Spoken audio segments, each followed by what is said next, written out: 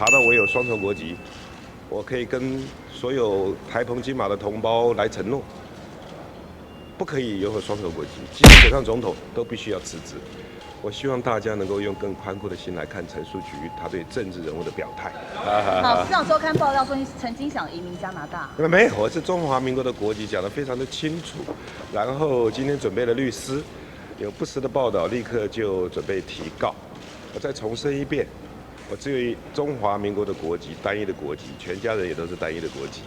除了这之外，就是一张健保卡，一张国民身份证而已。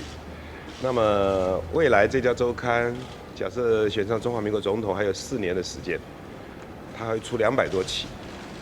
这200多期，只要任何一期查到我有双重国籍，我可以跟所有台澎金马的同胞来承诺，不可以拥有双重国籍，即使选上总统都必须要辞职。所以这个可以接受所有的公平。再重申一遍，如果有诽谤的、伤害、妨碍名誉的、妨害选罢法的话，我们一定会依法提告。等一下，美国总统川普会正式对外做重大的宣布，但是站在台湾的立场，针对伊朗的问题，中东这个火药库，几十年来都让局势触目惊心，大家都密切关切中东的局势。看起来伊朗对美军的开战很遥远，事实上对台湾的影响却很巨大。第一，石油。这个如果石油价格暴涨的话，我们马上就要过农历年，会不会带动物价的上涨？这个时候政府一定要赶快稳定物价，赶快确保我们石油进口的来源能不能分散管道，这一点非常的重要。第二，中东战争的爆发会不会影响东亚格局的变化？